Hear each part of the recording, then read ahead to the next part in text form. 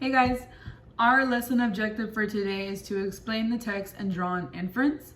Drawing an inference just means make an inference, so I'm gonna say make an inference because it makes more sense and it doesn't confuse y'all.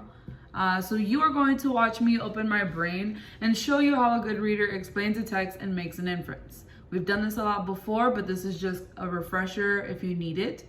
As you watch me model, what I want you guys to be thinking about and noticing is the questions that I'm asking myself and the steps that I'm taking to make an inference. So keep that in mind because you're gonna be doing that afterwards. All right, let's go ahead and get started. So if you see me looking down, I'm looking at my screen that you're looking at right now.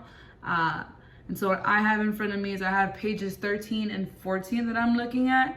And when I look at them, I'm wondering, what do I wanna figure out? Or what do I wanna know?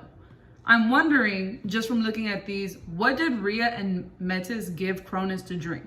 Because it says that they gave him a drink, but I don't really know what's in it, because I know what it made him do, but I don't know what is in it at all. So that's what I'm trying to infer right now. So now that I know what I want to know, now I need to think about what clues in the text can help me make an inference to answer the question.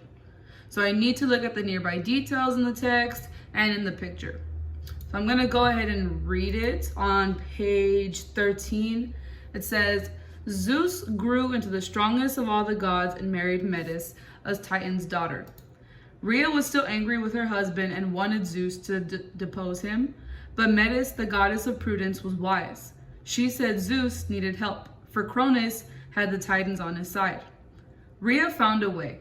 With her help, Metis gave Cronus a drink she promised would make him undefeatable. So that part right there seems really important. So I'm gonna go ahead and underline it, and I'm gonna make a note of it. I even wrote it down earlier, and I'm gonna show you guys at the end. I wrote it down, and I'm gonna keep that in mind. And also when I was looking at it and I was reading it, I looked at the picture and I noticed something that they don't say in the story.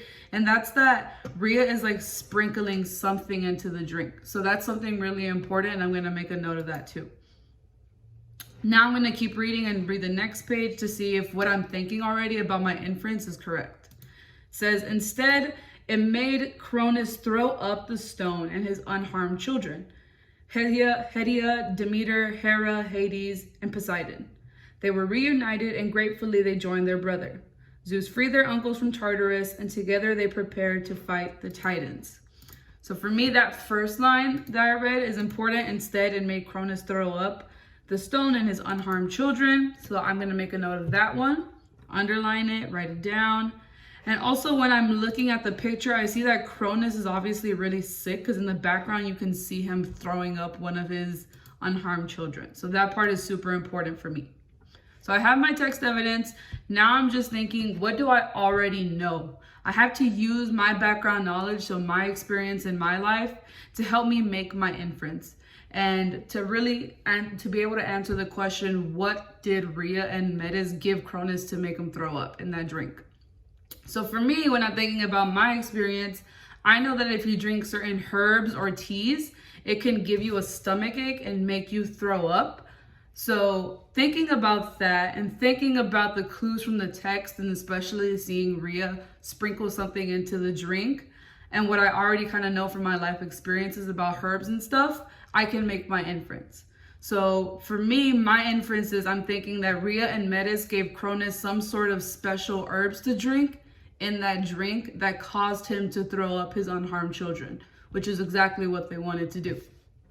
So now that you've seen kind of my process of how I make my inferences, I want you to answer the question below. What questions did you notice me ask myself, and what steps did I take to make an inference? So you're gonna go ahead and write that down below. Once you're done with that, you're gonna do a practice question to help you practice inferencing. And that question is probably something you were thinking of when you were reading it. And it's, why do the gods only marry each other? Because I know when I was reading it, that's all I could think about is, why are these people just marrying each other? Is there no one else in this world? So that is the practice question you are going to use. I hope this helped, and I'll see you guys next time.